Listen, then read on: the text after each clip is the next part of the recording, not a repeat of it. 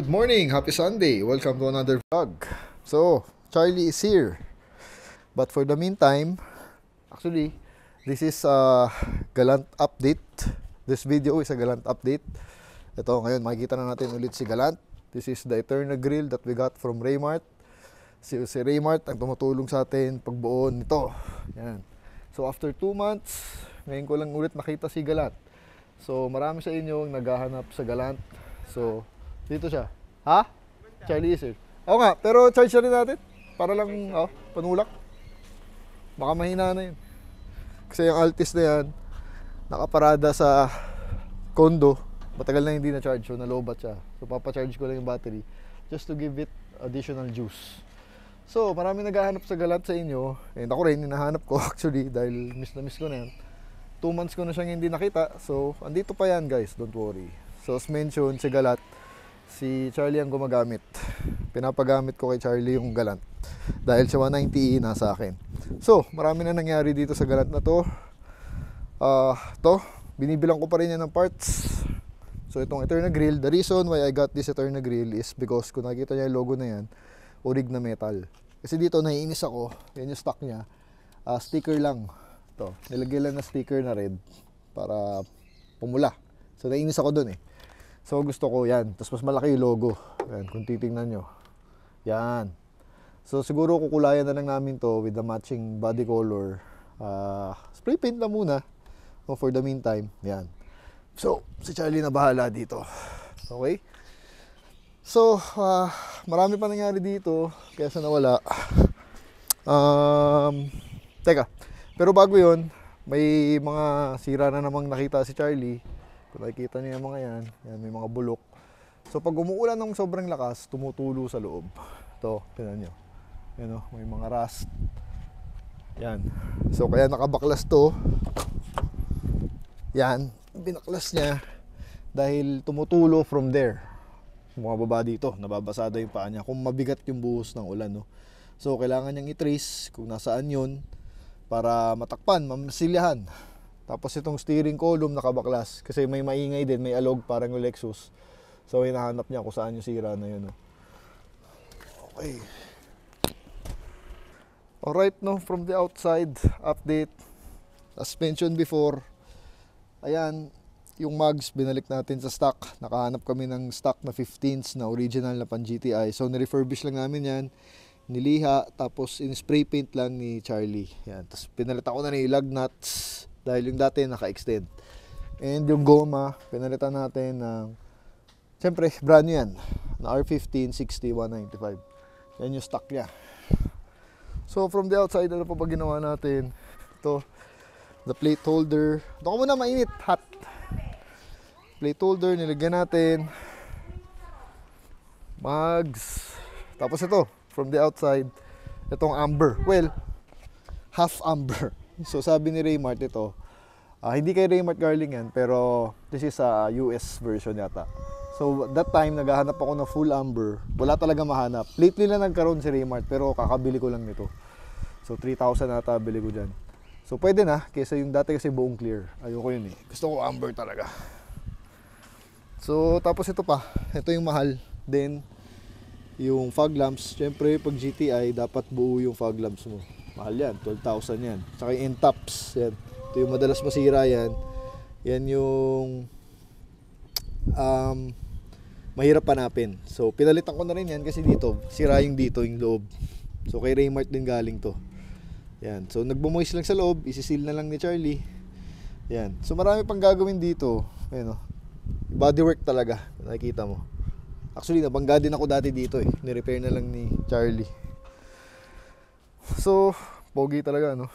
Ganda nung laking bagay nung amber. Half, kahit half pa lang yan. Lalo na ako full. Sayang nga eh. Last week lang yan actually, yung inalok ni Raymart sa akin. Meron siya bigla. Kaya lang nabili ko na to. So, sayang na sayang nga ako eh. Anyway, it is what it is. So, dun tayo sa engine. Ito pala yung dating mags na nakakabit sa GTI, no? 18s. VIP style kasi yung dati. So, kasi itong gulong na to, medyo makapal pa, although may isang bukol lang. Gagamitin ko to sa OD. Kasi yung OD, 18 din. And this is R18. Ayan. So gagamitin ko na lang yung goma niya. Papunta doon sa OD once mabalikan natin yung OD. Update sa engine. Yan. The reason ba't napunta kay Charlie to, kasi nga yung engine works. Dami namin ginawa dahil puro tulo, no? So itong hood stand, kung makikita mo, medyo baliko na. It's in rough shape. So naiinis ako. So bumili na rin ako kay Raymart. Yan. Meron na tayo niyan. Kakabit na lang niya, no? So lagay na natin dito. Baka makalimutan pa ni Charlie. Along with the Eterna grill. Sobrang laki ng loob talaga ng Galant eh. Oh. Family saloon. So, here is the engine. Ito. Unang in-upgrade natin yan. Nainggit ako dun sa Mitsubishi natin kay Lem eh. So, thank you Lem. Sabi niya, Lazada lang yan, type mo. Clear valve, cam, cover. Yan. Meron naman, lumabas nga. Parang 1,000 pesos lang. Ganda, di ba? At least may nakikita ka. Tapos kukulayan na lang namin yung cam gears ng siguro blue. Ewan ko. Sinabi ko na kay Charlie, siya na bahala dyan. So anyway, ito rin, kung naalala nyo, dati wala to. Yan. Itong box, wala dati yan. Missing. Yung nakuha namin, ito lang. So gusto ko talaga stock, ibalik siya. So naghanap ako. Dito nakakuha ko sa Batangas pa. Yan. So binili natin yan, kinabit. Tapos ito, sira din. So inayos na natin yan, yung leak. So maandar na ngayon yan. Tapos pinalitan na natin yung brake master, clutch master. So bago na lahat. Pati secondary clutch, bago na. Busina. Yan, nagpalit na tayo. Tapos yan, yung mga tulo dito. Kaya tumagal dito. Dahil dati puro tulo yan dyan. Puro tulo yan. Yung belt na maliit. Drive belt, pinalitan na rin natin. So binaba lahat ni Charlie yan. Baklas lahat yan. Tinanggal niya. Tapos para yung mga seal nilagay na niya. So ngayon wala nang tulo yan. Perfect na. Na-perfect na natin yung tulo. So engine wise, na-repair na natin ng maayos. No? Ito na lang. Kita mo, basag yung mount. Palitan natin yan. Pati yung shock sata, may play na. So kailangan namin palitan. So actually marami pang gagawin dito as you can see. Sa auto, no? Unang-una yung bodyworks talaga. Masama na yung body niya eh. Daming tama. Iba-iba na yung kulay ng sasakyan. Tapos maraming bubbles. May mga rust. So kailangan natin gamutin yun. So dito sa engine, ang gagawin na lang siguro ito, yung timing belt. Hindi kasi namin sure kung napalitan na o hindi. Siyempre mas sigurado ka kung ikaw nagpalit. So maybe in the near future, yung timing belt, ayusin na rin namin yan. Tapos itong oil cap, papalitan ko rin yan. Kasi yung pangit eh, circuit nakalagay. Spark plugs, bago na. Change oil na namin yan. Fluids, napalitan na. Lahat. Brake pads, hindi pa ata. Pero dito yung mga brake line, naayos na namin. Tapos yung rack and pinion, yung sakit din ng 4G63, naayos na namin yung tulo. Binaba niya, so yung mga seals. Pinalitan niya na yung mga seals. So marami nang nangyari dito. So we're trying to perfect this car. Put it back to original, no? So let's go for a drive dahil kailangan ko rin mag-withdraw. Para dahil miss na miss ko na nga rin to. Para madrive natin ulit. Last time I've seen her 2 months ago. More than 2 months na nga eh. So si Charlie muna gumagamit para may nagagamit sila ng family niya, no? So actually kahapon ginamit niya dahil upcut kahapon. Sakto umulan pa na madaling araw. So nagamit nila to. At nasabak daw sa traffic. So anyway, ligo lang ako. Tapos pag-asa natin, withdraw tayo pera. Drive natin, no? Let's go for a Sunday drive. Mamaya na pala ako maligo. So ito rin, as mentioned to you also, yung sira nung 990, nagsa-stock yung key. So ayun yung bago, hawak na niya. So papalit kasi hindi ko magamit, nakakahiya pagka pinatay mo ang tagal bago mag-engage ulit. So papalitan lang niya Charlie. Basta ayusin niya para mamaya kasi ito gagamitin namin, no? Anyway, ito yung charge na natin yung battery ng Altis. Ito. Pero kasi tayong battery charger. Importante yun. Bili kayo nun, mura lang naman sa online, Shopee, Lazada. Ayan, charge natin just to give it a little boost. Ayan, dahil hindi nag-start yung auto. May charge naman siya. So, para lang sureball. Dahil matagal hindi nagagamit yung auto, nasa kondo lang. So, pinapa-charge ko. Alright? So, let's go for a drive ng Galant. Pag-asa natin, tapos mag-withdraw ko ng pera. Miss na miss ko na yun. Gwapo talaga ng likod, no? Likod harap, gustong gusto ko eh. Pati itong gustong gusto ko sa Galant, ito. Yung twin pipe na yan. Tapos yung spoiler, 4-door, haba ng body. First start natin. Dahil gamit ni Charlie, no? Yeah. Init. Kasi naka-leather. Ito pala. Lock, dahil may lock siya. Supak. In fairness, yung walang kalampag yung auto, no? Solid na solid pa rin yung feel. Tsaka yung steering, very sturdy ang feel. So, may alag lang ng konti yung steering, kaya nakabaklas, steering column, nahanap niya yan. Tapos yung leather dito, tumatama, kaya may ingay pag nililigo mo. Tapos kung nakikita nyo, bumagsak yung headliner natin dahil nga sa tubig, pinapasok ng tubig pag malakas yung ulan, kaya kailangan gamutin agad ni Charlie. But other than that, the car is really nice to drive. Mas solid kaysa sa last time. Yun, no? Solid na solid siya, guys. Miss na miss ko to. Love this car. 90s.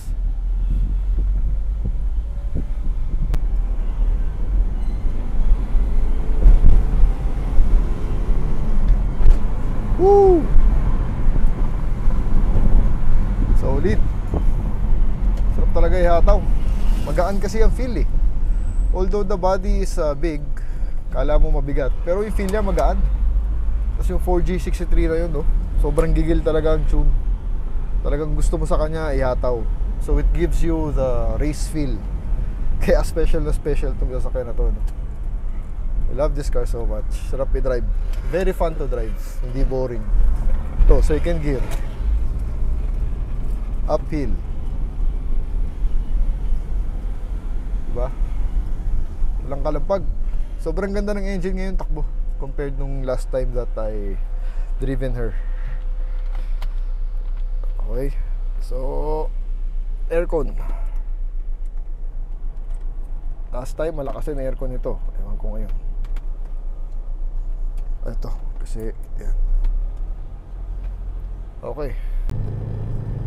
O nga pala, malamig pa rin aircon niya, no? So pati pala yung wheel bearing, dalawa harap, pinalitan na namin brand new. Sa likod walang mahanap na brand new, sira din, pinalitan namin surplus. So kasi dati maingay yung gulong nito eh, paglalo na sa highway. So ngayon tahimik na siya. So kaya mas masarap na siya i-drive ngayon. Yun na talaga yung sabit. Although sabi ni Charlie, may nakausap daw siya mga Galant experts. Parang normal daw sa Galant yun. Hindi namin alam na may sabit talaga yung first and second. So di namin alam. So sa ngayon alalay na lang muna kami pag nagko-first tsaka nagko-second. Hindi naman kami kumakarera, hindi naman kami mahataw or something. Kami naman enjoy driving lang lagi. So we are here in White Plains. Beautiful drive, nice Royale. So pag-asan lang natin, tapos mag-withdraw lang ako ng pera, no? So I miss this car so much. Yun din, no? Medyo malakas sa gas yan, ang Galant, kung di nyo alam. So medyo nakikita mo, bumababa yung gas mo. It's that 4G63. Pero super sarap niya i-drive, no? Beautiful Sunday drive here in White Plains. So dito rin, no? Lahat lang, kasi dati naka-carbon yan lahat. Tinanggal natin lahat ng carbon decals siya, lahat. So mga ganyan, naka-carbon yan. So bumili tayo ng isang buong set kay Raymart din ulit. Pinalitan na natin dahil gusto ko nga stock. So parang di naman bagay sa kanya carbon dahil 90s naman siya, no? Yan. So gusto ko dito maluwag, no? Fun car to drive. Sobrang na-miss ko to. More than 2 months na wala. So si Charlie yung gumagamit for the meantime. Kasi yung 190 nga nasa akin. Yun naman yung deal namin. Yan. So actually, pinadala ko lang kay Charlie to para makagawa tayo ng update ng Galant. Dahil dami na naghahanap ng Galant. Ako rin actually, kasi sabi ko nga sa inyo, continuous ang gastos ko dito. Kung may nakikita ako mga parts na nagbenta that I want, na para dito sa kotseng to, binibili ko pa rin. So binubuo ko pa rin siya kahit na yung kotse wala sa akin, dahil kay Charlie rin naman to. So para gwapo pa rin yung kotse namin kahit wala sa akin. At least alam ko, nakukuha ko yung parts na rare. Marami rin kasing rare parts na ang hirap bilhin. So minsan kung may nagbenta, hindi mo kailangan, yun ang problema. Mapapabili ka. Actually dun sa Amber na inalok sa akin ni Raymart, yung full Amber, sising-sisi talaga ako dun kasi kakabili ko lang eh. So you know, anyway, here is Shell. Kasi tayo nagpapagas. Pagasan na natin ng konti. P-Power of course. Tapos withdraw lang ako ng pera. Yan. Solid nung aircon, no? Sobrang lamig talaga. Panalo talaga yung Galant na to. 500 pesos in. Start ulit. Ooh. Lamig ng aircon. Nakakatuwa aircon ito. Ang lakas. Tsaka lakas ng buga niya, no? So let's head back home. Naka-withdraw na ako dyan sa East West. Din nga, sorry kung paulit-ulit, but I miss this car so much. So, pero ibabalik na rin kasi ni Charlie mamaya sa kanya. Iuwi niya pa ulit to. So hinirem ko lang talaga para makagawa tayo ng update video. So layo talaga ng feel, no, ng Galant na to kumpara dun sa mga lumang Benz natin. Dapat lang kasi 90s to, Japanese, mas gigil makina. Yung mga Benz kasi natin na luma, mga medyo chill ride lang yun eh. Hindi naman sila malalakas. So dinadrive mo yun para chill drive lang. Ito, gusto nyo ito hataw. Grabe. Ayun, no?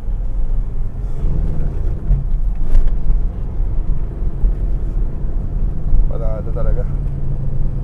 Alright. Okay lang din naman yung transmission niya, no? Aalalayan mo lang talaga. Yung first lang talaga, minsan second. Pero yan, pag shinif mo, yun, wala naman. Okay naman, no? So, alalayan mo na lang talaga muna for the meantime.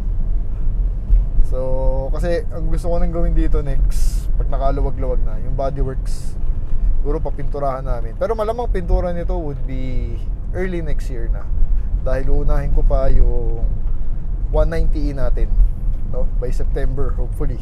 Ayun, pagkuha natin ni 124, ipapasok ko naman sa 190e for paint job. Pero guys, I'm telling you, iba talaga ang driving experience ng Galant. Super solid, smooth ride, ganda ng suspension, ganda ng engine, gigil, comfortable, walang bounce. Although yung springs ito stock pa, hindi pa namin pinuputulan ni Charlie. Di ko lang alam kung ibababa namin ni Charlie. Paala na, in the near future siguro. Pero sulit na sulit. Tsaka kasi ang Galant ngayon, sobrang mura na lang, no? Ito, bili ko dito 100,000. Pero na-realize ko talaga, dapat natawaran ko pa. Kasi sobrang dami palang sira. Hindi rin namin nakakita ni Charlie. Kasi pag bibili ka naman ng sasakyan, kasama ko pa si Charlie noon, gabi pa. Tapos kulang talaga ang isang araw para malaman mo lahat ng sira ng auto binibili mo, no? It will take at least 3 weeks, 2 weeks for you to find out all the problems of the car that you are buying. So tulad na nangyari dito, after few weeks, tsaka namin nalaman, dami palang tulo. Yan, yung mga tulo sa ulan, diba? Tulo sa makina, yung mga small things, mga electrical, yung body color. Makikita mo lang talaga, mapapansin mo lang yun after you bought the car, several days or weeks after, no? So yun, medyo marami rin kaming ginawa dito. So marami rin akong nilabas na panggastos. Pero at the end of the day, okay lang. Kasi natutuwa ako sa kanya dahil matino naman siya. Kahit na, yun nga, marami sira, yung mga wheel bearing, yung mga yan. Dahil nabubuo naman namin, parts are readily available. Tapos maraming surplus parts din sa groups, active yung group actually. Again, thank you Raymart for siya yung tumulong talaga sa akin na mabuo to. So, yun, no? We are near the house. So, ganda. Na-miss ko talaga i-drive to. Sobrang dumi lang ng auto, no? Sa labas, sa loob. Kasi inaayos nga ni Charlie sa loob eh. Kating-katay ako car wash actually. Lalo na yung labas kasi puro ulan din eh. Tapos ata ngayon sa labas lang ng bahay nakapark ata nila Charlie ngayon to. Kasi yung 126 nandun sa loob ng bahay nila. Pero iuwi rin kasi ni Charlie mamaya. So, tsaka may lakad pa kami. Anyway, yun lang. I'm just enjoying this car ngayon dahil ngayong ngayon ko lang siya ulit na drive after 2 months. It's really an experience to drive a Mitsubishi Galant GTI. It gives you that race feel. Tapos being a super saloon or an executive car. Executive car na kasi dati to eh. Tapos manual. That's the best part of it, no? Ford G63 manual. Yan ang binibili mo dyan, diba? Sa mga kaklas nito kasi Camry, Accord may manual din ata. Pero ito Ford G63. Saka ito 9,000 RPM hanggang 9. So that means, sabi ng mga Hapon, talagang panghataw yan. Ayun, no? Sobrang ganda i-drive. Yung brakes ang lakas. The steering is very light. It's sturdy but it's light at the same time. Tapos ang gaan niya.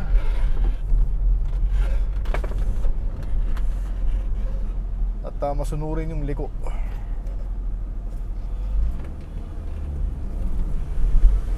So ito na, sa bahay na tayo actually. Yun lang, no? Yun na yun. Tinest drive ko lang talaga siya ulit for you guys actually, para makagawa tayo ng video, the update video of the Galant GTI. Yan, mukhang uulan na naman. Kanina mainit eh, biglang uulan na naman. So hindi masyado umangat yung gas, no? Paggas tayo ng 500. Ito rin to eh, malaki rin natatangkin ito eh.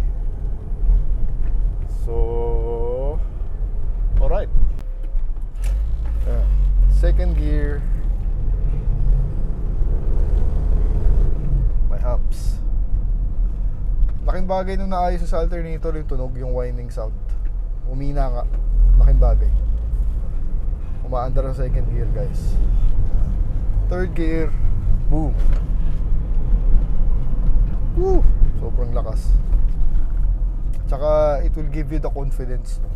Confident na confident ka. Galing na sasakyan na to. So sana ma-perfect namin ni Charlie. Ayan, pasok natin sa loob.